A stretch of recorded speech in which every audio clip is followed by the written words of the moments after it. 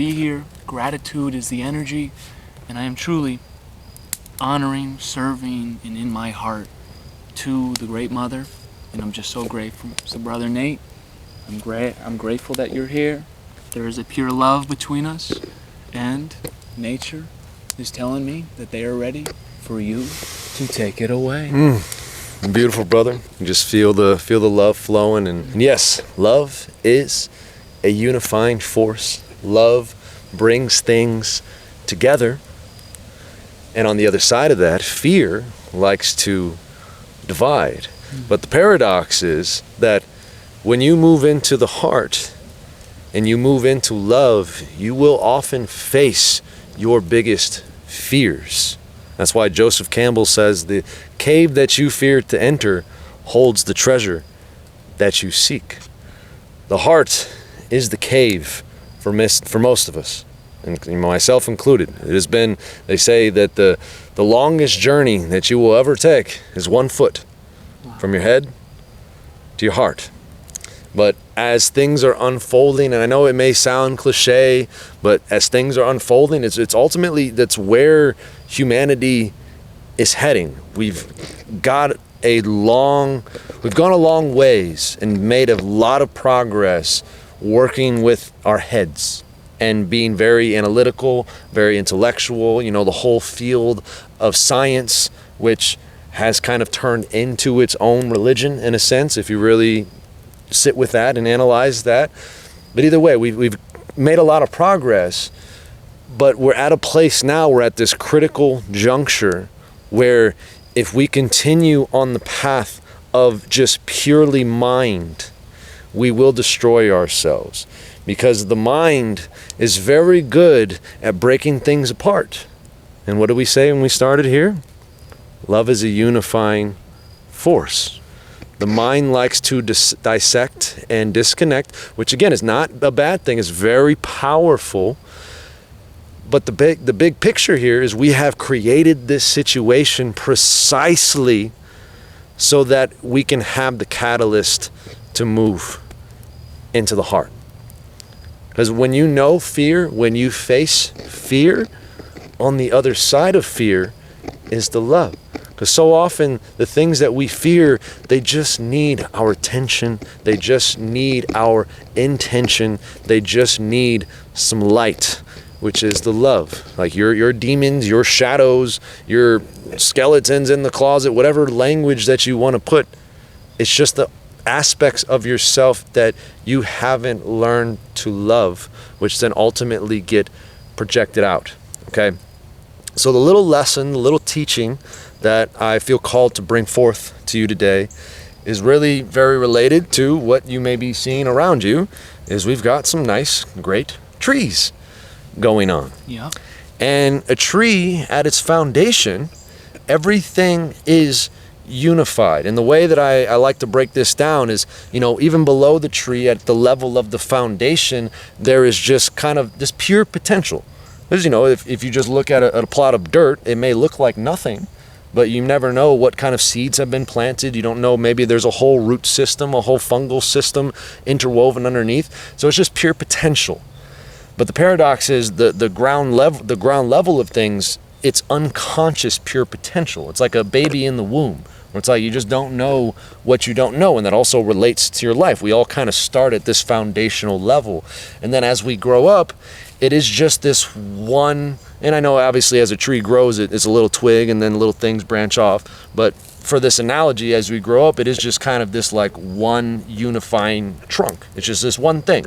And things are very simple. Like if you remember back to your childhood, we all had different experiences, but things are relatively simple. It's like, you wake up, you play, you do this, you go eat, you do that, you go to bed, and you repeat.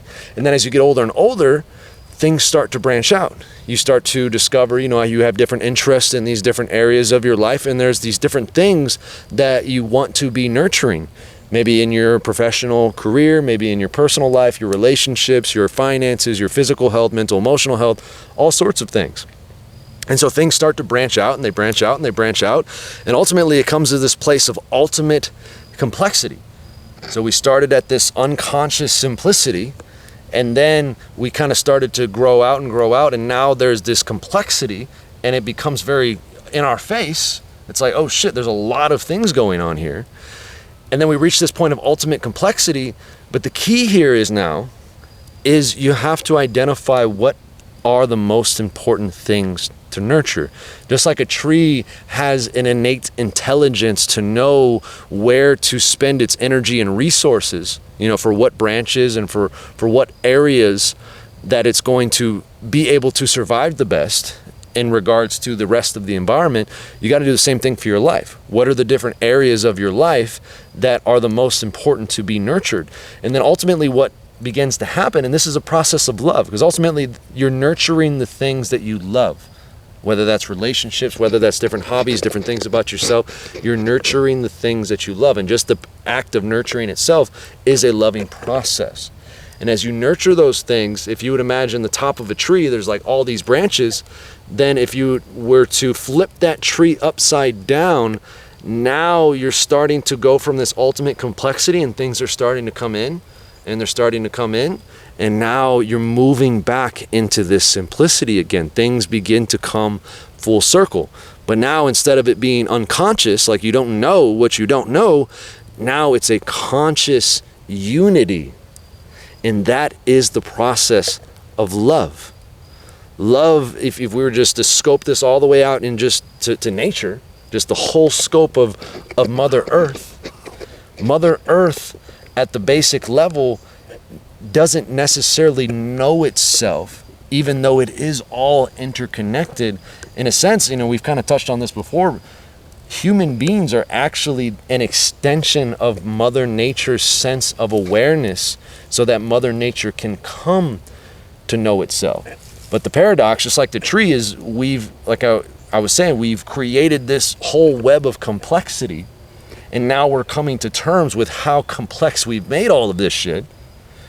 And so now we're making that journey back into this place of unconditional love in the heart, because we're recognizing that going on this same path isn't working. We are effectively destroying ourselves and nature as a whole. And so moving into the heart, going through the process of love, now we can bring back the unity. But now instead of this unconscious unity, which, is like nature before humans existed, it's just like everything's just flowing, it's all good, but it was unconscious that it was all good. And now there's all this chaos and shit's, we're destroying ourselves, ultimate complexity. Now we can consciously move back to a place of ultimate simplicity. And again, that is the process of love, because love is a unifying force. So powerful. There so it is. Beautiful. Grateful for the share. Oh, brother. And even just listening that with my heart and looking up at the trees and seeing everything you just said right in front of me and connecting to it at that pure level is so incredible.